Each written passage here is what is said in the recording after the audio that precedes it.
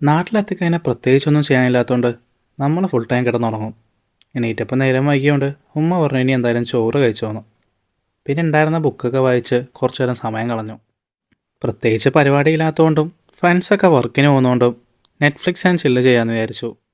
എന്ത് കാണണമെന്നറിയാണ്ട് അതിനടുത്ത് 1 മണിക്കൂർ കുറേ തപ്പി തപ്പി ലാസ്റ്റ് ഏതോ ഒരു പടം കണ്ടു.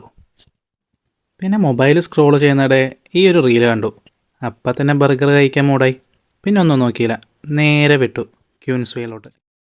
അവർ പറഞ്ഞ ലൊക്കേഷനിൽ നമ്മൾ കുറേ തപ്പി, പക്ഷേ അവരവിടെ ഒന്നുമില്ല. വീണ്ടും ബർഗർ കഴിക്കാനുള്ള ആഗ്രഹത്തോടെ അടുത്തുള്ള കട ഏതാണെന്ന് നോക്കി അവിടെ കയറി നോക്കുമ്പോൾ ഈ ഒരു കട കണ്ടു. അത്യാവശ്യം ക്രൗഡ് കണ്ടുകൊണ്ട് നല്ലതാണെന്ന് തോന്നി. നമ്മളൊരു ക്ലാസിക് ചീസ് ബർഗറും പറഞ്ഞ് അവരുടെ പ്രിപ്പറേഷൻസ് ഇങ്ങനെ നോക്കി തന്നു. കുറച്ച് ടൈം എടുത്തു. ഫൈനലി നമ്മുടെ ബർഗർ കിട്ടി. അപ്പോഴത്തേക്കും നേരെ ഉരുട്ടി. പിന്നെ നല്ലൊരു സൺസെറ്റും കണ്ട് നമ്മൾ നേരെ വീട്ടിലേക്ക് പോയി.